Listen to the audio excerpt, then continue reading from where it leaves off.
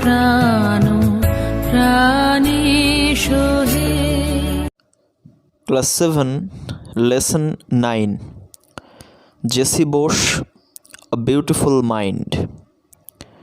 অর্থাৎ আজকে আমাদের আলোচনার বিষয়টা হলো সপ্তম শ্রেণীর ইংরেজি টেক্সট বুকের যে লেসন 9 নবমতম যে লেসনটা বা গল্পটা তোমাদের দেয়া রয়েছে, যার নাম JC Bose a beautiful mind. অর্থাৎ জেসি বোস একটা খুব সুন্দর মন। দেখো এখানে জেসি বোস হচ্ছেন ভারতবর্ষের সর্বকালের অন্যতম শ্রেষ্ঠ জনপ্রিয় বিজ্ঞানী জগদীশচন্দ্র বোস। এই গল্পটা তার সম্পর্কেই। তো আগে আমরা একটু জেনে নেব। Let's start. A biography is the life story of someone usually eminent. অর্থাৎ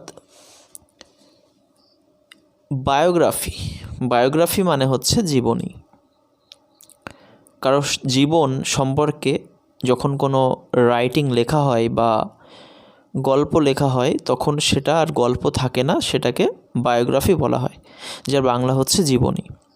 তাহলে কি একটি জীবনী হচ্ছে কোনো বিখ্যাত ব্যক্তির জীবনের কথা, ঠিক আছে? The person may be alive or dead. যে ব্যক্তি সম্পর্কে বলা হচ্ছে তিনি জীবিতও হতে পারেন বা মৃতও হতে পারেন। Biographies are always written by somebody other than the person himself. অর্থাৎ বায়োগ্রাফিটা সবসময় লেখা হয় by someone other than the person himself. অর্থাৎ যে ব্যক্তির সম্পর্কে বলা হচ্ছে জীবনীটা যার, তিনি ছাড়া যদি অন্য কেউ লেখেন তখনই সেটাকে বায়োগ্রাফি বলা হয়। কেমন? এই ব্যাপারে একটা কথা বলে দিই, যখন কেউ নিজের জীবন সম্পর্কেই নিজে লিখে যাচ্ছেন, নিজেই রচনা করছেন তার নিজের জীবন সম্পর্কে, তাহলে সেটাকে অটোবায়োগ্রাফি বলা হয়। নেক্সট দেখো, we read biographies of eminent persons so that we may learn about them and try to be like them. তো কি উই রিড বায়োগ্রাফিস, আমরা জীবনী পাঠ করি বা জীবনী পড়ি, অফ এমিনেন্ট পারসনস, বিখ্যাত ব্যক্তিদের জীবনী পড়ি। কেন? সো দ্যাট, যাতে করে we may learn about them, আমরা তাদের সম্পর্কে জানতে পারি, and try to be like them, এবং তাদের মতো হওয়ার চেষ্টা করতে পারি বা হতে পারি। সেই জন্যই কিন্তু আমরা এই বিখ্যাত মানুষদের জীবনী পাঠ করি বা জানার চেষ্টা করি। তো চলো আমরা গল্পে চলে যাব। Unit 1। Historically in 1895 India was under the British rule.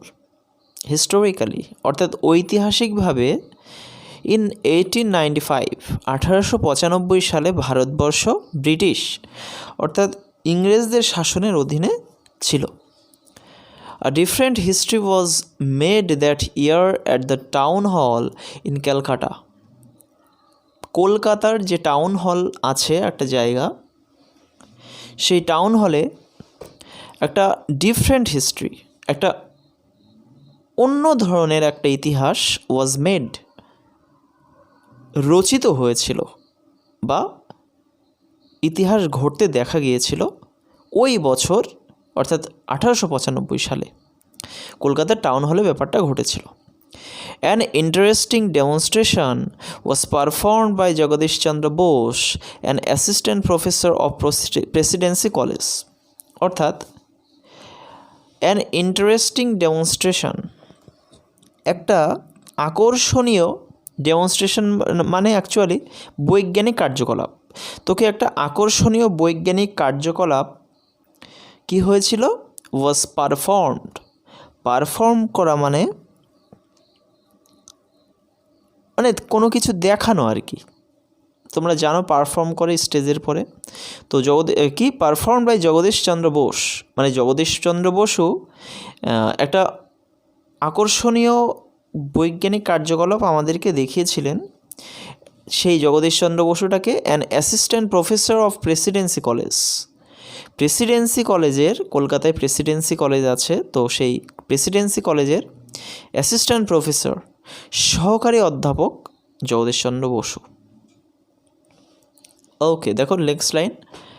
Everyone was overawed when the electromagnetic waves traveled from the lecture hall to a third room about 75 meters away.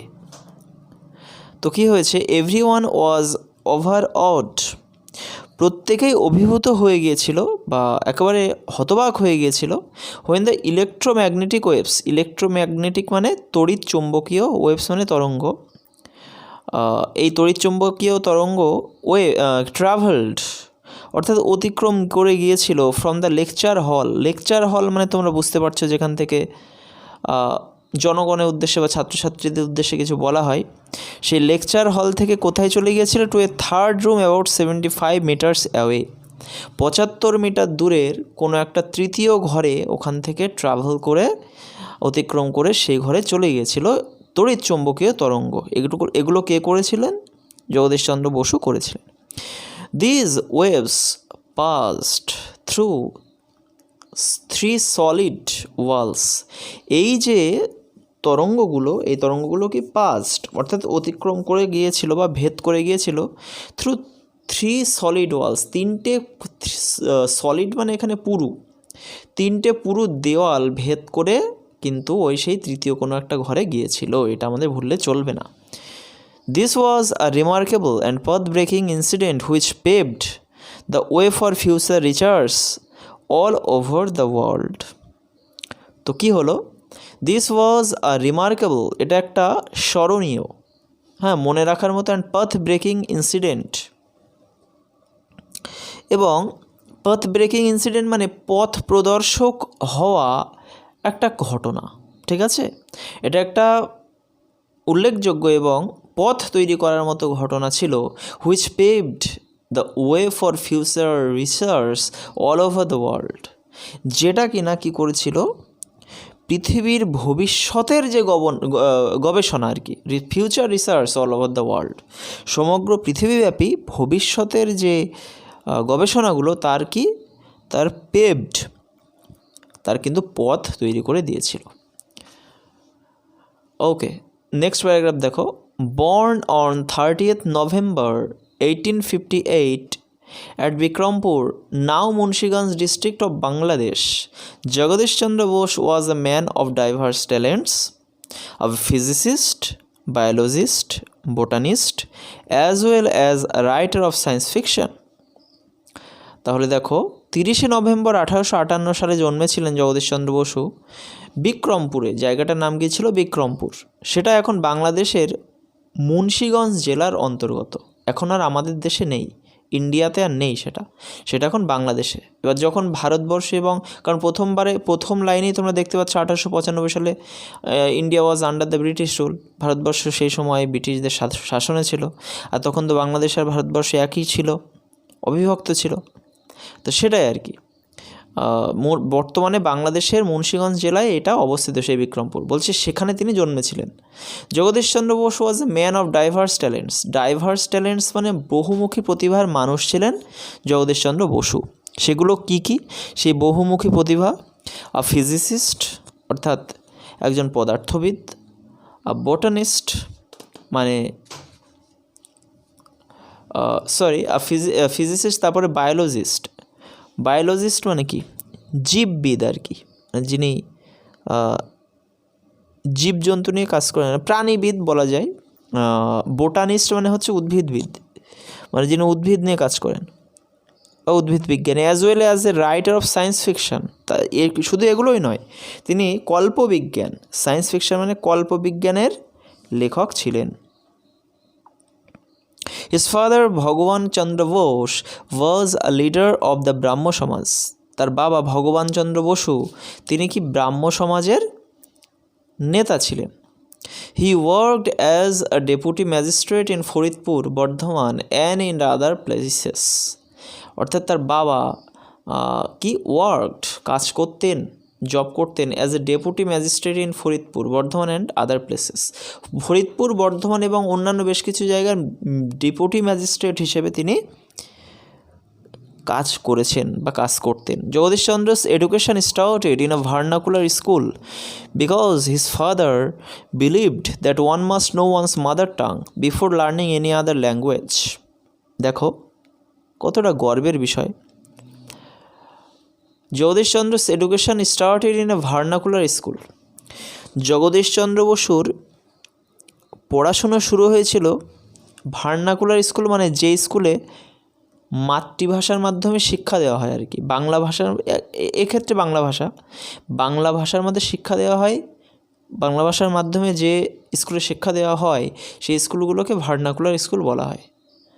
তো সেই ভার্নাকুলার স্কুলে ভর্তি করে দিয়েছিলেন because his father believe that, কারণ তার বাবা বিশ্বাস করতেন যে one must know one's mother tongue, একজনকে তার অবশ্যই তার মাতৃভাষা যেটা আর কি সেটা আগে জানতে হবে, before learning any other language, অন্য কোনো ভাষা শেখার আগে বা জানার আগে নিজের ভাষাকে জানতে হবে। Besides one should know one's own people, তাছাড়াও একজন তার নিজের মানুষদেরকে চেনে। Speaking at the Bikrampur,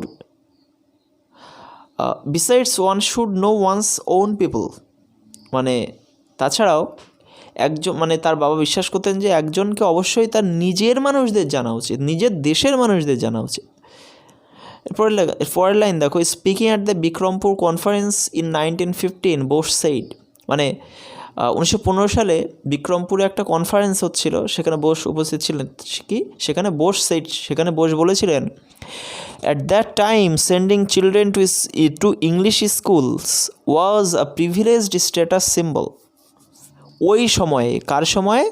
Jagadish Chandra যখন ছোট ছিলেন সেই সময়ে sending children to English schools, ইংরেজি মাধ্যমের স্কুলে বাচ্চাদেরকে পাঠানো ওয়াজ এ প্রিভিলেজড স্টেটাস সিম্বল, আভিজাত্যের নিদর্শন। প্রিভিলেজড স্ট্যাটাস মানে বড় লোক আর কি, আভিজাত্যের একটা নিদর্শন বা চিহ্ন ছিল ব্যাপারটা। In the vernacular school to which I was sent, the son of my Muslim attendant of my father sat on my right side and the son of a fisherman sat on my left. অর্থাৎ দেখো কতটা interesting. In the vernacular school to which I was sent, অর্থাৎ আমাকে যে স্কুলে পাঠানো হয়েছিল, যে মাতৃভাষার মাধ্যমে শিক্ষা দেওয়ার স্কুল যেখানে আমাকে পাঠানো হয়েছিল, the son of the Muslim attendant of my father, আমার বাবার যে মুসলিম কর্মচারী তার ছেলে, sat on my right side, আমার ডান দিকে বসতো, and the son of a fisherman sat on my left, এবং একজন জেলের ছেলে আমার বাঁ দিকে বসতো। দে ওয়ার মাই প্লেমেটস, তারাই আমার খেলার সঙ্গী ছিল। I listened spellbound to their stories of birds, animals and aquatic creatures. আমি spellbound মানে অ্যাকচুয়ালি মানে মন্ত্রমুগ্ধের মতো আর কি, খুব ইন্টারেস্টিং গল্প যখন আমরা শুনি সেই মন্ত্রমুগ্ধের মতো আমি শুনলাম। To their stories of birds, animals and aquatic creatures, পাখি, বিভিন্ন প্রাণী এবং জলজ জীব সম্পর্কে আমি শুনেছিলাম। Perhaps these stories created in my mind a keen interest in investigating the workings of nature. বলছে পারহ্যাপস দিজ স্টোরিজ, সম্ভবত এই সমস্ত গল্পগুলোই created in my mind a keen interest, আমার মনে একটা খুব গভীর আগ্রহের সৃষ্টি করেছে। In investigating the workings of nature, প্রকৃতির যে ওয়ার্কিং, প্রকৃতির যে ক্রিয়াকলাপ বা কার্যকলাপ, কীভাবে কোন নিয়মে প্রকৃতি চলে, এইসব ব্যাপারগুলোকে ইনভেস্টিগেটিং, এইসব ব্যাপারগুলো তদন্ত করার কাজে ওই জগদীশচন্দ্র বসুর যে মুসলিম অ্যাটেন্ডেন্ট এবং যে জেলের ছেলে তারা কিন্তু সত্যি খুব সাহায্য করেছিল আর কি। When I returned home from school accompanied by my school fellows, my mother welcomed and fed all of us without discrimination.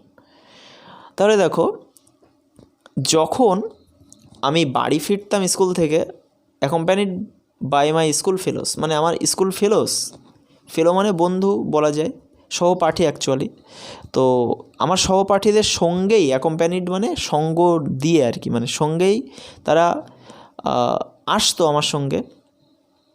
JC Bose বলছেন, my mother welcomed and fed all of us without discrimination মানে actually বৈষম্য বা ভেদাভেদ, এসব without মানে এইসব ছাড়াই আমার মা আমাদেরকে খাওয়াতেন এবং আমাদেরকে ওয়েলকাম, স্বাগত জানাতেন।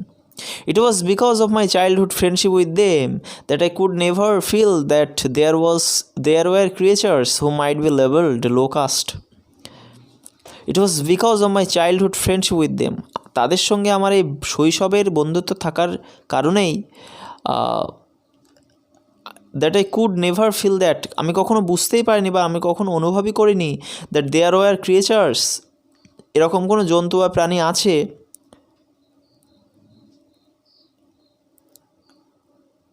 হু might be labelled low caste, যাদেরকে বা যাকে নিচু জাত, লো কাস্ট মানে নিচু জাত বলে, লেবেলড মানে আখ্যা দেওয়া যায় বা পরিচয় দেওয়া যেতে পারে। I never realise that there existed a problem common to the two communities, Hindus and Muslims.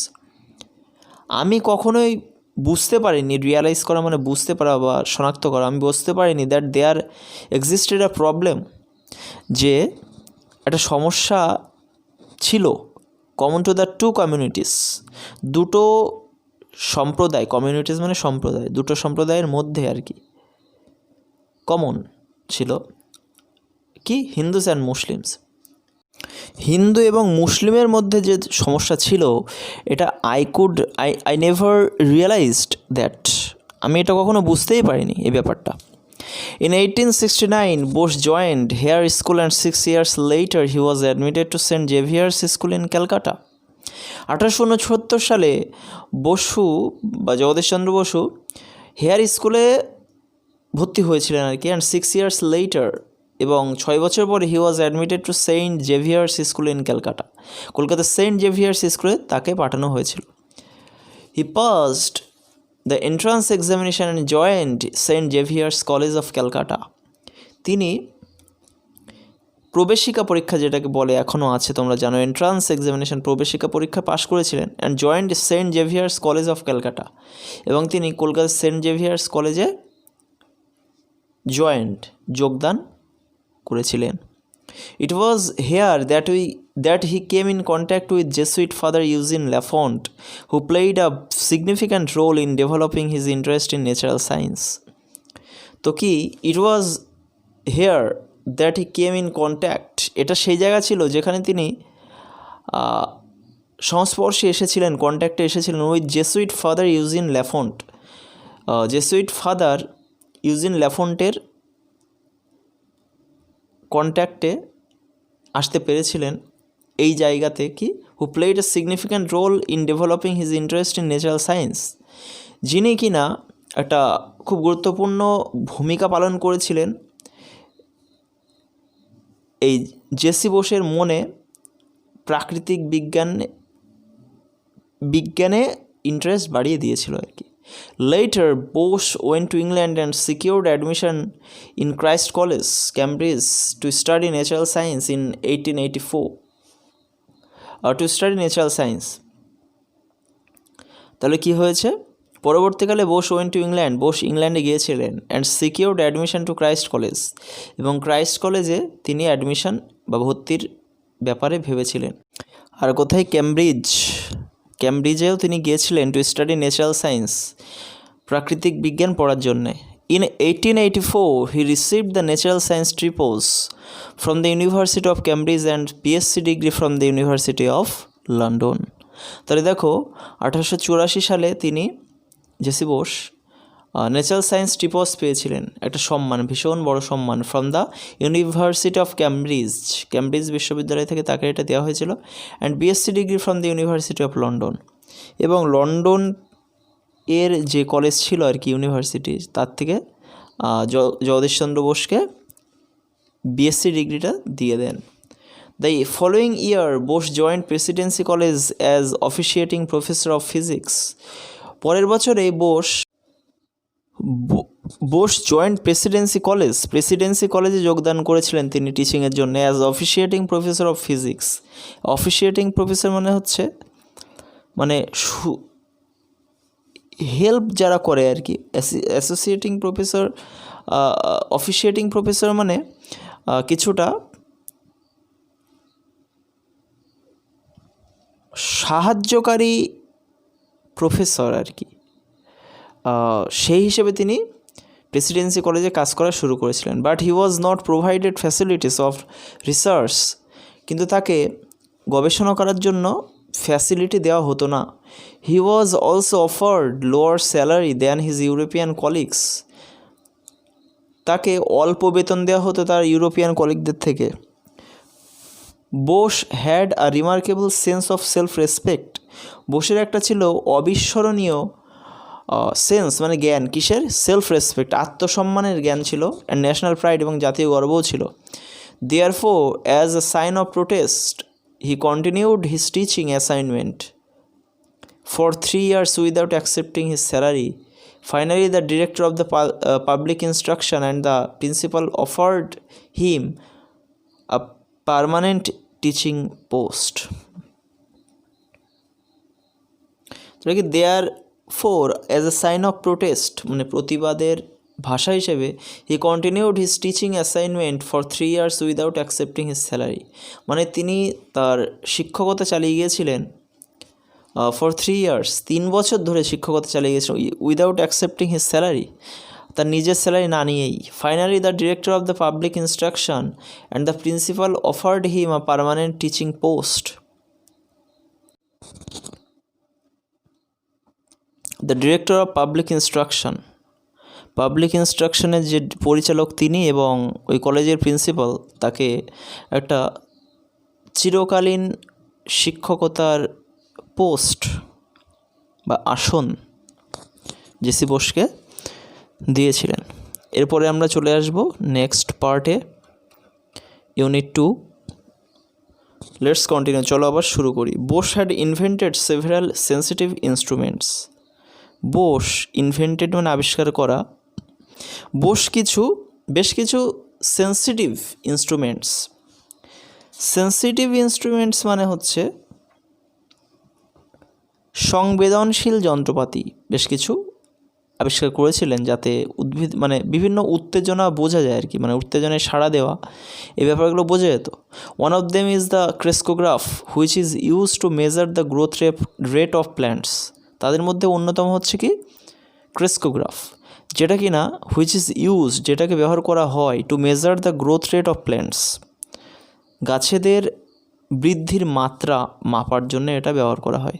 Through his experiments Bose showed that plants behave in the same manner as human beings, although plants take longer to respond than animals. তার পরীক্ষা নিরীক্ষার মাধ্যমে বোস দেখিয়েছিলেন যে plants behave অর্থাৎ গাছেরাও আচরণ করে in the same manner as human beings, মানুষের মতোই, ম্যানার মানে ধরনে আর কি, মানে মানুষরাও যেভাবে করে বিহেভ আচরণ ঠিক তেমনভাবে গাছেরাও করে। Although plants take longer to respond than animals, যদিও গাছের বৃক্ষরা বা উদ্ভিদরা প্রাণীদের থেকে একটু দেরিতেই উত্তেজনার সাড়াটা দেয়। He proved that plants are sensitive to heat, cold, light, noise and other external stimuli just like human beings. তিনি এটা প্রমাণ করেছিলেন যে plants are sensitive to heat, cold, light, noise and other external stimuli just like human beings, অর্থাৎ তাপ, ঠান্ডা, আলো, শব্দ।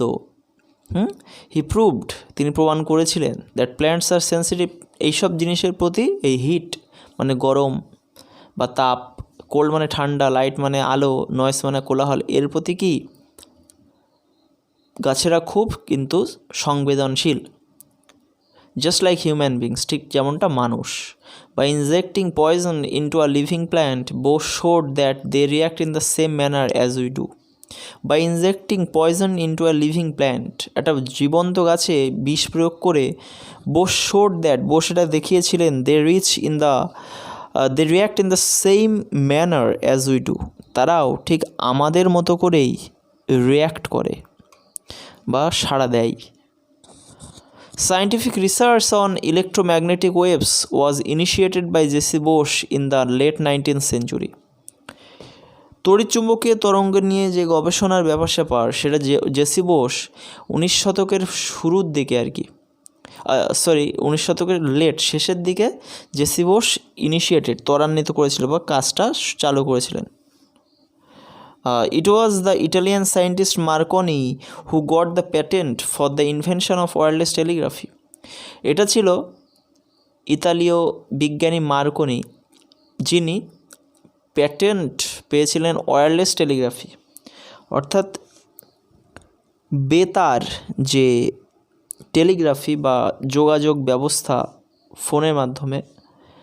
তো এটা কি তিনি প্যাটেন্ট পেয়েছিলেন। প্যাটেন্ট মানে এক ধরনের সম্মান, সেই সম্মান পেয়েছিলেন ফর দ্য ইনভেনশন, তার আবিষ্কারের জন্য।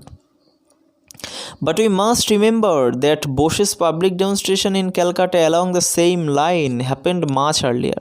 কিন্তু we must remember, আমাদের এটা অবশ্যই মনে রাখা উচিত, that Bose's public demonstration, Bose যে জনসমক্ষে যে বর্ণনা দিয়েছিলেন বা এই যে ডেমনস্ট্রেশন মানে সেই বৈজ্ঞানিক কার্যকলাপ যেটা করেছিলেন জনসমক্ষে সবার সামনে কলকাতাতে, অ্যালং দ্য সেম লাইন্স, মানে একই লাইনে একই বিষয় নিয়ে গবেষণা করছিলেন জেসি বোসও, সেই জন্য বলা হচ্ছে একই লাইনে, in the same lines, happened much earlier, মানে অনেক আগেই হয়ে গেছে।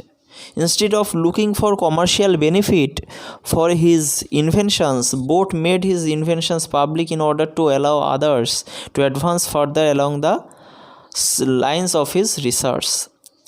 অর্থাৎ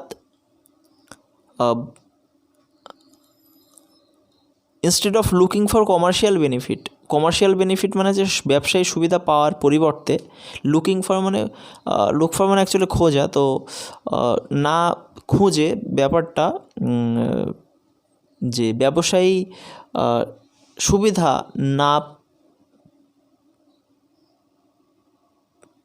লুকিং ফর কমার্শিয়াল বেনিফিট মানে ওর দিকে না তাকিয়ে, কমার্শিয়াল বেনিফিট ব্যবসায়ী যে ব্যাপারটা বেনিফিট যে সুবিধা তার দিকে না তাকিয়ে ফর হিজ ইনভেনশনস মানে তার আবিষ্কারের জন্যে অ্যাকচুয়ালি তিনি অনেক টাকা পেতেও পারতেন, কিন্তু তিনি সে ব্যাপারগুলো খুব একটা মন দেননি। কেমন তাহলে কি Bose made his inventions public in order to allow others to advance further along the lines of his research. Bose তার মানে ইনভেনশনস, তার মানে আবিষ্কারগুলোকে কী হয়েছে public in order to allow others, মানে পাবলিক করে দিয়েছিলেন, জনসমক্ষে বিষয়টাকে নিয়ে এসে দিয়েছিলেন, in order to allow others to advance further along the lines of his research, মানে যাতে অ্যালাউ করা যায় সবাইকে, জাতির বা দেশের সবাইকে যাতে অ্যালাউ করা যায় to advance further along the lines of his research, মানে তার যে গবেষণার যে সেম লাইন, সেই লাইনের উপরে ভিত্তি করেই অন্যান্যরাও যেন এই ব্যাপারটাকে বুঝতে পারে, তার জন্যে কি তিনি জনসমক্ষে তার পরীক্ষা নিরীক্ষা তুলে ধরেছিলেন। However Bose's place in history has now been reevaluated. যাই হোক, বোসের কৃতিত্ব বা বোসের অবদান ইতিহাসে এটাকে আবার রিইভ্যালুয়েটেড, পুনরায় বিবেচনা করা হচ্ছে। This great Indian scientist was eventually crowned with glory when he was awarded knighthood by the British government in 1917. 1917 সালে যখন ব্রিটিশরা তাকে নাইটহুড বা নাইট বা স্যার উপাধি দিয়েছিলেন, তখন এই মহান ভারতীয় বিজ্ঞানী ক্রাউন্ড উইথ গ্লোরি মানে একেবারে উজ্জ্বলতার চরম শিখরে পৌঁছে গিয়েছিলেন তিনি। He was also conferred many other awards like fellow of the Royal Society, champion of the Order of the Indian Empire etcetera. তিনি এই fellow of the Royal Society বা champion of the Order of the Indian Empire, এইগুলো সব কি তার মানে তাকে বোসকে এই সম্মানগুলো সব দেওয়া হয়েছিল। Needless to say, he is one of the greatest scientists ever born in our country. এটা বলাই বাহুল্য, নিডলেস টু সে মানে এটা বলা লাগে না বা বলাই বাহুল্য, he is one of the greatest scientists মানে তিনি মহান বিজ্ঞানীদের অন্যতম ever born in our country, যারা কিনা আমাদের দেশে জন্মেছে। আমাদের দেশে যারা যারা জন্মেছে তো তাদের মধ্যে তিনি ওয়ান অফ দ্য অন্যতম ছিলেন। Sir JC Bose road several books and published many research papers in leading science journals. JC Bose, Jagadish Chandra Basu অনেক বই লিখেছিলেন এবং পাবলিশড মেনি রিসার্চ পেপার্স, এবং অনেক গবেষণার কাগজপত্র সব কি পাবলিশড মানে প্রকাশ করে দিয়েছিলেন বা জনসমক্ষে এনে দিয়েছিলেন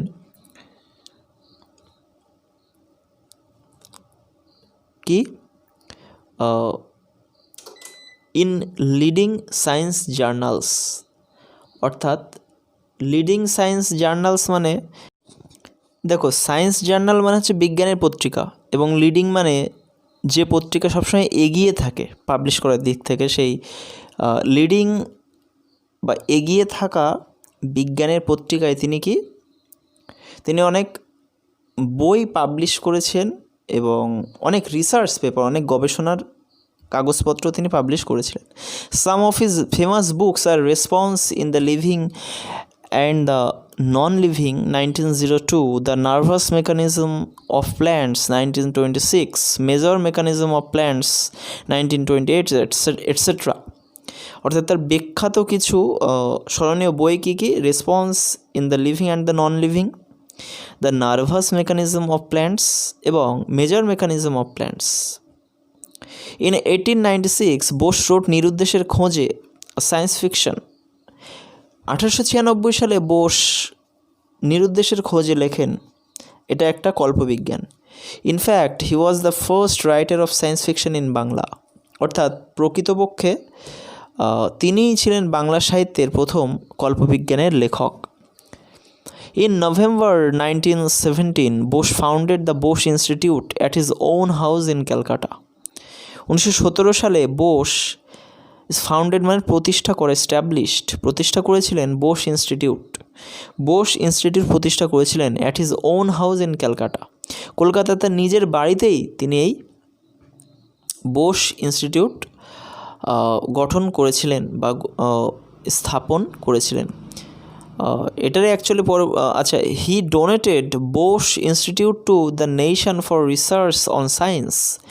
তিনি এই বোস ইনস্টিটিউটটাকে দান করে দিয়েছিলেন to the nation for research on science.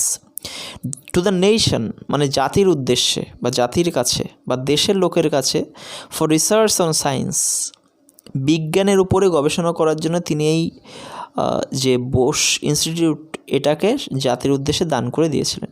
This great Indian scientist breathed his last on 23rd November 1937। 1937 সালের 23শে নভেম্বর এই মহান ভারতীয় বিজ্ঞানী শেষ নিঃশ্বাস ত্যাগ করেন। তো এই ভিডিওতে এই পর্যন্তই, কথা হবে পরের ভিডিওতে। যদি এই ভিডিওটা ভালো লেগে থাকে, তোমরা যদি একটু উপকৃত হয়ে থাকো, তাহলে অবশ্যই লাইক, কমেন্ট এবং শেয়ার করতে ভুলো না। আর আমার চ্যানেলে যদি তুমি প্রথমবার ভিজিট করে থাকো, তাহলে অবশ্যই চ্যানেলটিকে সাবস্ক্রাইব করে পাশে থাকা বেল আইকনটি প্রেস করে দিও, যাতে পরবর্তী ভিডিওগুলি তুমি মিস না করো। Thank you.